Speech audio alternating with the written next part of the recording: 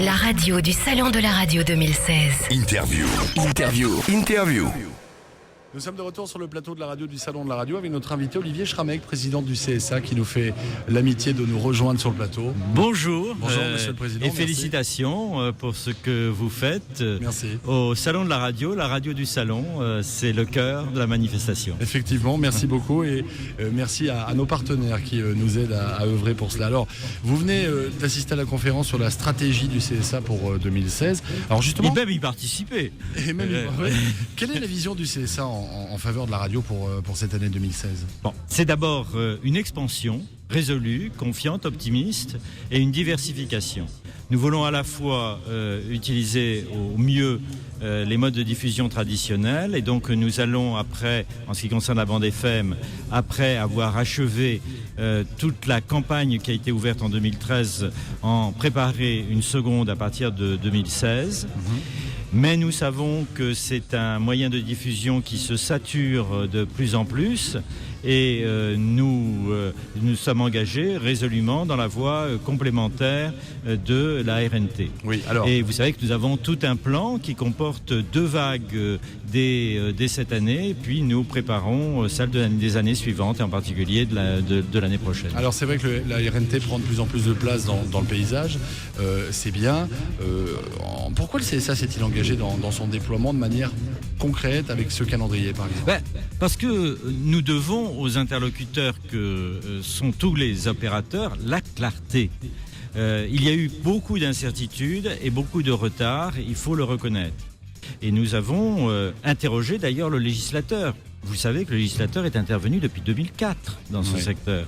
Et nous lui avons demandé, est-ce que vous estimez que les conditions sont réunies pour engager véritablement ce mouvement ?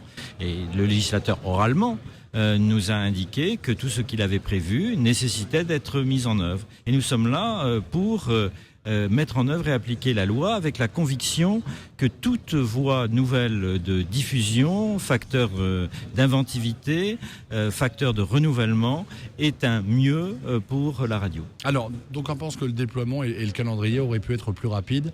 Qu'avez-vous à leur répondre aujourd'hui ? Ce que j'ai à leur répondre, c'est que lorsque j'ai pris mes fonctions, nous étions confrontés à une première tranche qui avait été choisie d'ores et déjà, qui a rencontré, c'est normal, lorsqu'on essuie les plâtres, comme on dit communément, on rencontre toujours des difficultés. Il y a eu des difficultés liées au financement, il y a eu des difficultés liées au changement de normes, dont je rappelle qu'il a eu lieu l'été 2013, en plein milieu de ce mouvement. Donc il a fallu en faire l'évaluation et puis préparer la généralisation, ce qui nous a conduit à de très nombreuses concertations techniques. Mais dès janvier 2015, j'ai indiqué qu'on ne reviendrait pas en arrière et que désormais, les opérateurs qui ont un besoin de sécurité économique aussi, il ne faut pas l'oublier, pouvaient avoir confiance dans la volonté du CSA. Comment expliquez-vous que les grands groupes soient réticents à la RNT ? C'est un sentiment que vous ne partagez pas, évidemment. Non, c'est un sentiment que je ne partage pas. Je peux comprendre que des opérateurs soient méfiants à l'égard de toute forme de concurrence. On connaît ce phénomène dans d'autres secteurs, par exemple l'information continue. Mais je crois qu'ils ont suffisamment de moyens, de techniques, de ressources pour jouer leur rôle, leur part dans cette nouvelle sphère qui constitue aussi un nouvel enjeu. Et puis, il y a d'autres modes de développement de la radio. Se déclarer pour la mise en œuvre de la RNT, ce n'est pas nier les progrès de la radio sur IP, ce n'est pas nier tout ce que comporte le développement des smartphones, mais les smartphones sont un outil qui a vocation à être commun à toutes les formes de diffusion. Alors, vous savez que la radio du Salon de la Radio est diffusée en RNT à Paris. Oui. D'ailleurs, c'est une forme de signal, le fait de vous exprimer aujourd'hui sur la radio. Bien sûr, bien RNT. sûr.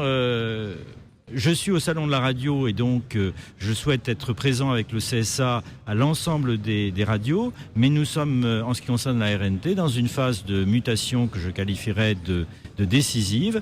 Et donc, comme je vous l'ai dit, vous êtes le cœur battant du Salon, mais vous êtes aussi un peu le cœur battant de la RNT aujourd'hui. Merci beaucoup.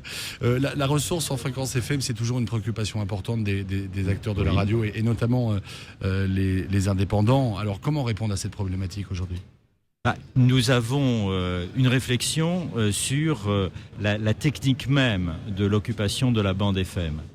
C'est une réflexion qui est complexe, notamment le problème des écarts, car nous devons à la fois faire la part maximale à la diversification, mais aussi éviter les phénomènes d'interférence et de brouillage. Il faut que la FM reste un instrument d'excellente qualité. C'est cette balance entre la quantité et la qualité qu'on connaît dans de nombreuses problématiques que nous rencontrons tout naturellement et que nous allons essayer de résoudre dans les meilleures conditions techniques et financières possibles. Alors on va revenir sur le salon. On l'a dit tout à l'heure, vous avez eu l'occasion d'arpenter les couloirs du salon de la radio et les diverses allées. Qu'est-ce qui vous a impressionné et qui avez-vous eu l'occasion de rencontrer ? J'ai fait, grâce aux organisateurs et à M. Chapeau, toutes les rencontres qu'il était possible dans ce parcours circulaire qu'il a organisé. Ce qui me frappe d'abord de façon générale, c'est l'extraordinaire diversification des progrès qui sont réalisés. Et que je peux mesurer, moi qui ne suis pas du tout un spécialiste, d'une année sur l'autre. C'est-à-dire que les possibilités techniques qui s'offrent sont sans cesse améliorées. Les matériels sont plus performants, les matériels sont plus légers. Il y a aussi une atmosphère de concurrence de bonne aloi. C'est-à-dire que les opérateurs français, les techniciens français tiennent vraiment le haut du pavé et je tiens à les saluer parce que c'est un secteur d'excellence de l'industrie et des services français.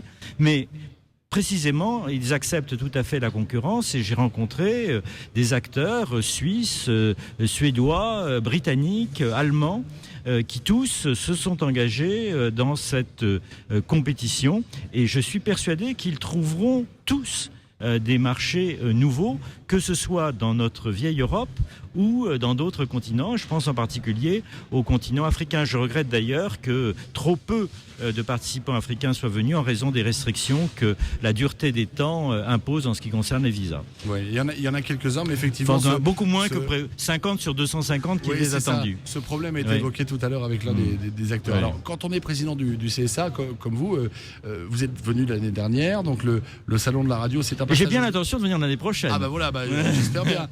Et c'est l'Angleterre qui sera le pays à l'honneur. Je l'ai appris et je l'ai salué parce que la Grande-Bretagne est un pays extrêmement dynamique en matière de radio, en particulier en matière de radio numérique terrestre, tout le monde le sait. Et je trouve comme un signe d'ouverture de s'ouvrir aussi à d'autres langues.